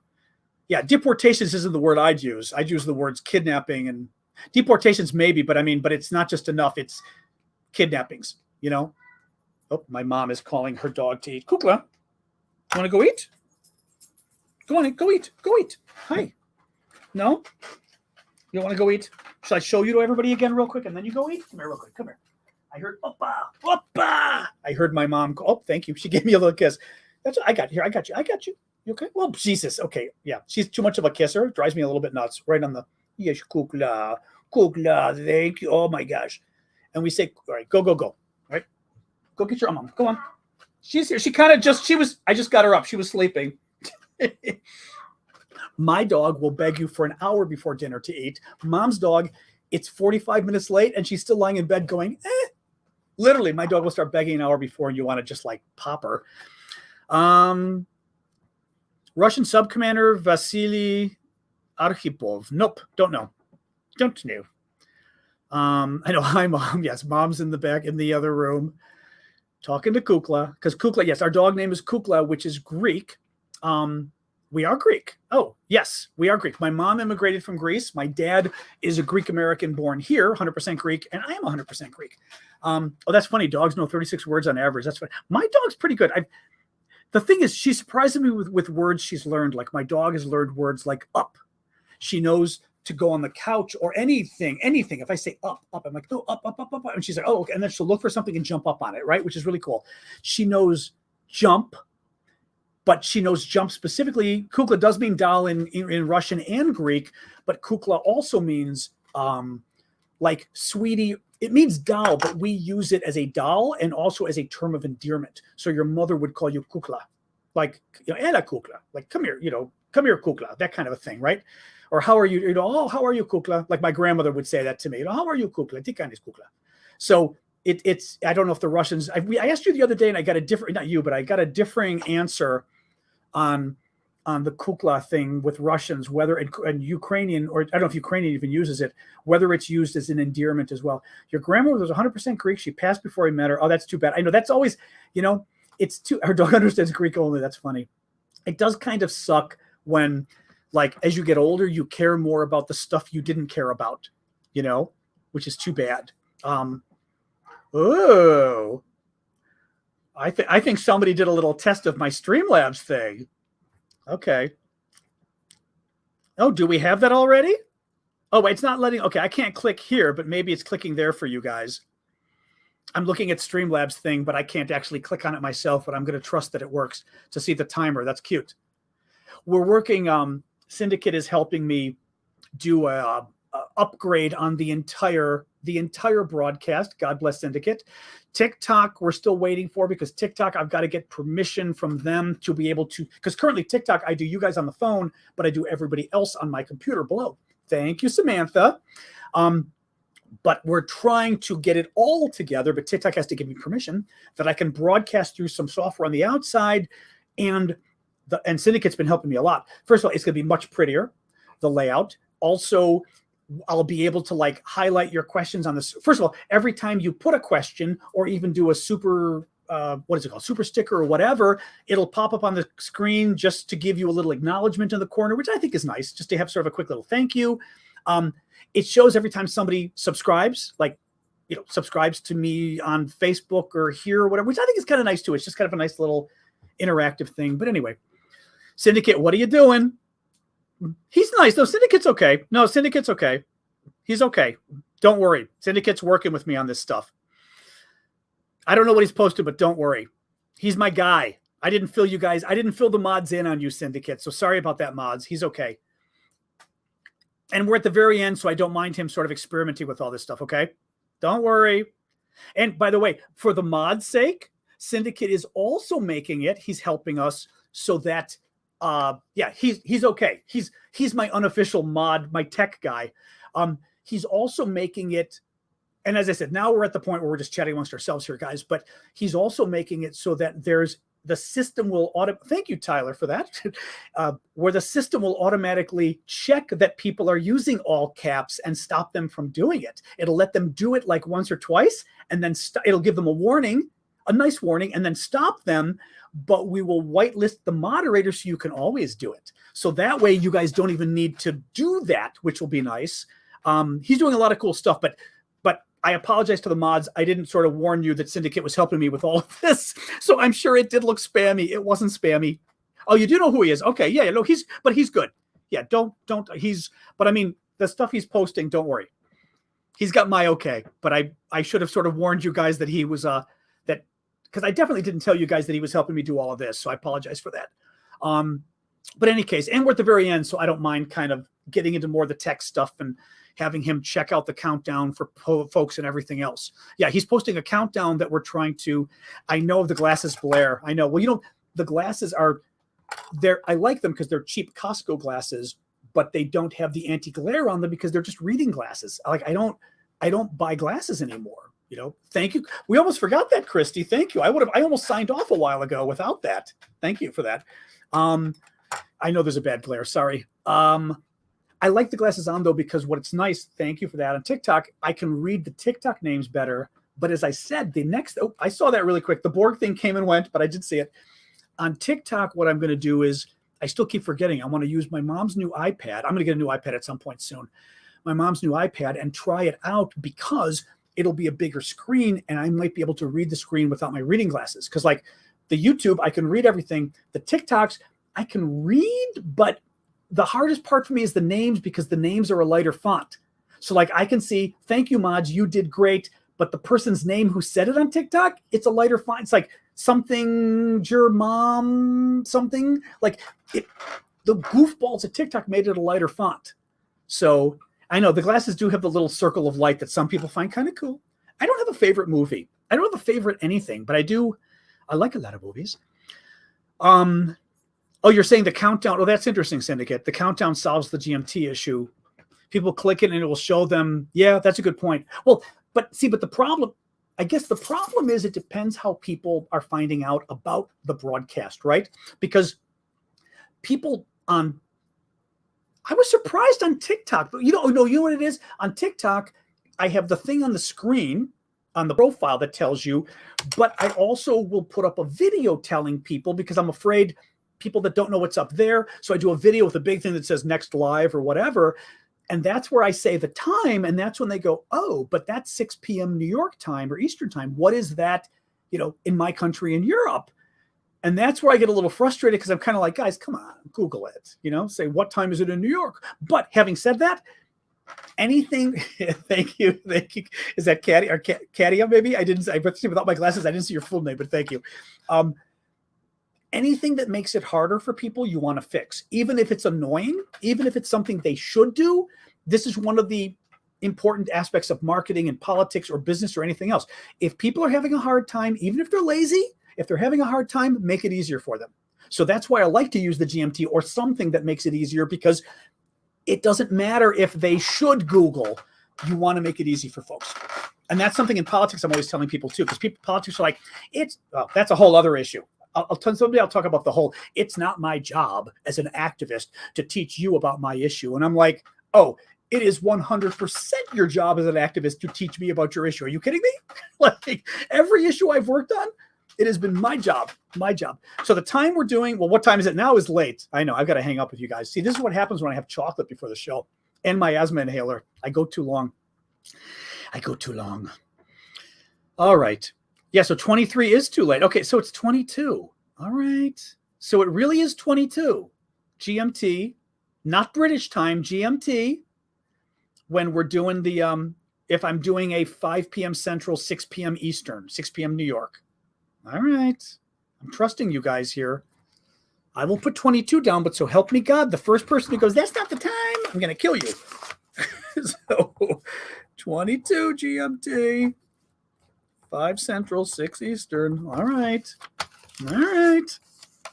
Well, that's what I was doing, Barry. Barry saying, how about using different countries? What I was doing is I was saying, at least for my when I would do the video that simply tells people when it's happening, I would always say, I'm in Chicago right now, 5 p.m. Central Time, Chicago, 6 p.m. Eastern Time, that's New York, or I have to double check now, Paris. If Paris is back to 5 or 6 hours, 11 p.m. Paris time. And that's when everybody was like, oh, do GMT, because everybody knows that. Borderline, thank you. And GMT has just been a rabbit hole of angst for me. A rabbit hole of angst. I've coined the new phrase. So that's the issue. That's okay. Well, and we can tell, yeah. Dan Johns, just so you know, we try to reserve the caps for the moderators because that way they can catch my attention. So we don't mind that you did it once. It's okay. But yeah, we try to reserve doing the all caps for the moderators. So thank you for that. Okay, guys, I am going to go now because we've been going forever. Oh, Marion, you're just joining. Okay. This is, considering our conversation of the last 15 minutes, this is hilarious. Marion, we have been talking for 15 minutes about how all the non-Americans keep screwing up the time because they're getting me confused about when GMT actually is, what the GMT time is for my show, so that I keep giving the wrong GMT time. And I was saying how, like, it's just confusing me and I'm getting frustrated. And of course, you being in America got the wrong time anyway.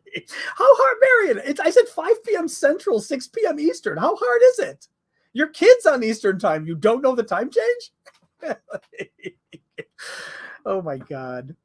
Oh, you didn't get confused. You're kidding. Okay, you're just joining. Sorry. Okay. Oh, you heard. Okay, sorry. You heard the conversation. You're being funny. Ha ha ha. All right, I'm going to go. But thank you for that, by the way, Marion. I always appreciate that.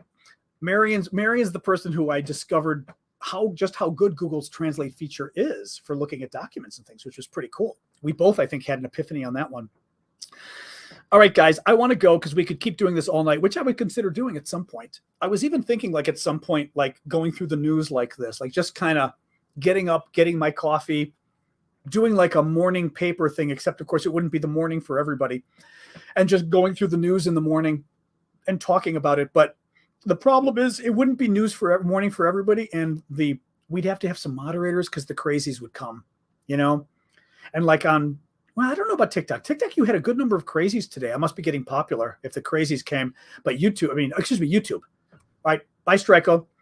I mean, TikTok, we always get the crazies. It's always like, I forgot who it is that even does the joke whenever I go live. She's like, okay, 3, 2, 1, here come the trolls. But yeah, John's 24-hour stream challenge. I had a friend who did that, Sean Patrick Live.